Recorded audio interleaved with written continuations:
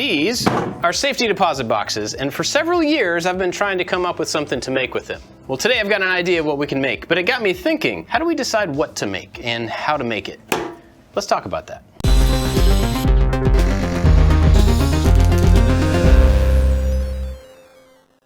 We've all got limited resources. Maybe it's our shop size or the tools we have, but the biggest one is our time. And we have to be really wise about how we spend it.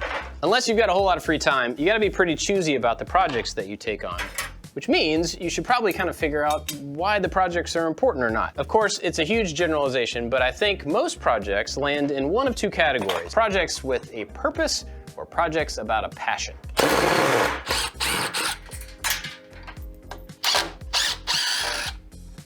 Now, the purpose could be any number of things. Maybe you've got a client, so the purpose is paying your bills. That's pretty awesome. Maybe you just want to learn how to do something, and the best way to learn how to do something is by doing it. Admittedly, a lot of my projects are around a functional need. That's the purpose. I need a table to go over there. I need that room to look better than it looked before. And so a lot of things are just functional, but if we do all of the functional projects all the time, it can get kind of boring, even if it's useful. That's why we need to also have projects that are about a passion. And I try to always have at least a couple of these big passion projects going on in the background. Like this guy. Sometimes they take a really long time and they serve no other purpose than to just look cool in your house. Or this guy. I mean, this took over 2 years and cost way more than I was expecting. But I've got an R2-D2. Passion projects are about, seeing something exist that's never existed before, or just seeing if something's possible. Or just making something for the enjoyment of making it. I mean, I've made a lot of things that I don't need. And in fact, I've made a lot of things that I don't even want to have. I just want to have them made. But again, it all comes down to investment. Where do you want to put your time? Where are you going to get the most bang for the buck? I mean, I've been making videos about making things on the internet for a long time, and it's super easy to fall into the trap of thinking that the most efficient use of my making time is to make videos about things that other people are going to like. But I think I was wrong.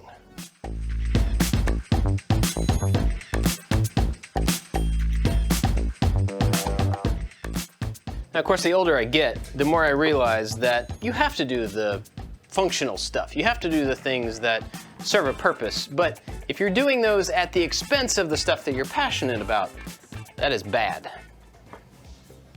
So what is it that I'm doing? Well, not something I'm passionate about. I'm taking these old cool boxes and just trying to integrate them into my workbench so that I have more storage. But it is solving a problem, and that is something I'm passionate about. So maybe I'm wrong? I don't know, I need to think about that some more. This video is sponsored by Leather Honey. In my house, I've got leather in my cars, I've got 2 leather couches, I also have 2 big dogs and 4 kids, which means that leather takes a beating. In comes Leather Honey, which has a fantastic set of products to clean and condition all the leather in your life. In fact, it works on every kind of leather except for suede, but you can use it on plastics and vinyl and rubber. So no matter what you're trying to clean and condition, motorcycle seats, saddles, boots, purses, it's what you need. In fact, I've already used it to clean my couches, so let me show you how that works. This is the complete care kit. It comes with everything you need to clean and condition your leather. That's the cleaner. After that goes on and completely dries, then you go over it with the conditioner. It's super easy to do, and it makes a huge difference. The Complete Care Kit has everything you need for all your leather products, and it goes a long way. In fact, one application can last over 6 months. This is really good stuff, and to prove it, they've got over 50,000 5-star reviews on Amazon. Go see all the ways that Leather Honey can prolong the life of your leather, scan the QR code or hit the link down in the description, and then use the code MAKESTUFF20. That's gonna get you 20% off the Complete Care Kit. Big thanks to Leather Honey for sponsoring this video. Go check them out. I bought these safety deposit boxes at a yard sale a couple of years ago, and I got them because they're kind of weird. I mean, you don't see stuff like that very often, but they've been sitting around for several years. I just assumed I'd be able to figure out something to do with them, but they're kind of weird, especially the small ones. I mean, they're really deep, like 21 inches, and the top, when you open them, is, I don't know, 3/4 of that, 2/3 of that. So you have these really big, deep spaces that are honestly not great for storing things. I almost got rid of them. In fact, I had them in the pile to donate, but then I remembered this. This wall is a bunch of containers of things that, I don't know, I guess you would call third order of retrievability, stuff you don't need on a regular basis, but stuff you need to have around. So I've got these big containers of brushes and rags and popsicle sticks, glue sticks, all this stuff that I want to know where it is, but it really doesn't need to be this accessible. If you've been around the internet, you may have heard people like Adam Savage talk about first order of retrievability, which basically just means you can look at it and you can grab it. You don't have to move anything out of the way to get to a supply or a tool. And then you have second order of retrievability, which is stuff in drawers. I don't know if third order is a thing, but in my mind it is. It's stuff that you need, but is in kind of deep storage.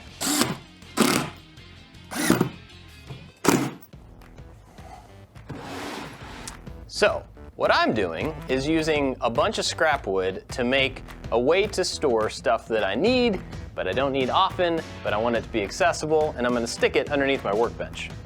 I mean, this is definitely not a passion project. This is purely functional. I'm using warped scrap wood. I didn't make a plan. I'm kind of measuring it to fit, and it fits, but not super well, but it's gonna get the job done. Because it's functional, I could just like screw it in, let it be as it is, but it's ugly. I mean, I've got all the exposed plywood. This scrap has bends in it, so they're not even straight. So it's an opportunity for me to take something that's functional and make it a little bit more, just pretty it up a little bit so that it makes the space that it's going in better. Plus, it's gonna be showing off these cool old things, so it needs to look nicer than this. Of course, there's a million ways you could make it look better. In fact, you could start with that as a priority in the beginning and probably make different choices along the way. Or you can make it up as you go. For example, I've got this walnut board here that I haven't used for anything because it has a big twist in it. And it's thin enough that if I plane it down to get rid of the twist, there's basically gonna be no wood left. But in this case, I could cut it into thin strips about this long, and that would be enough to face that whole thing in walnut.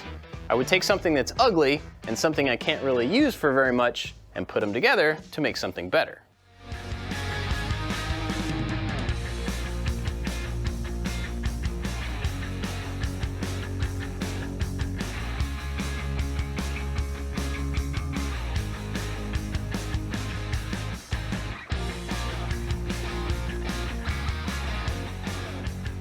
And you know, I don't really have anything profound to share about why we make things, but I just think it's a really cool thing to think about because it helps us decide how we spend our time, and that's pretty important.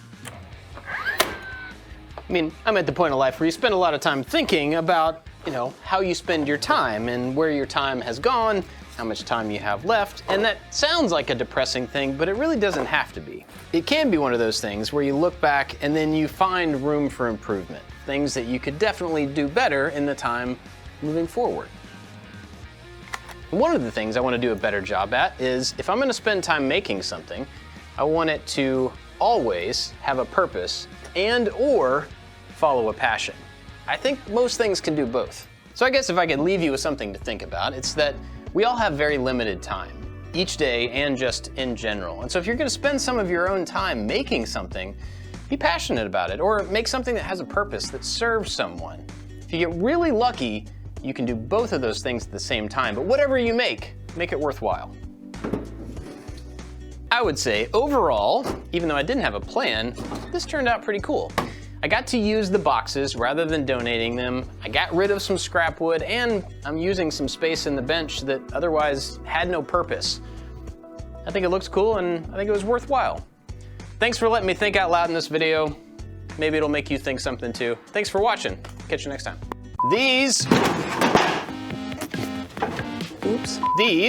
are old safety deposit boxes, and they've been in my shop for a long time with no, dang it. Unless you've got a lot of free time, you have to be pretty choosy about the projects that you take on because you've got to limit it, oh boy.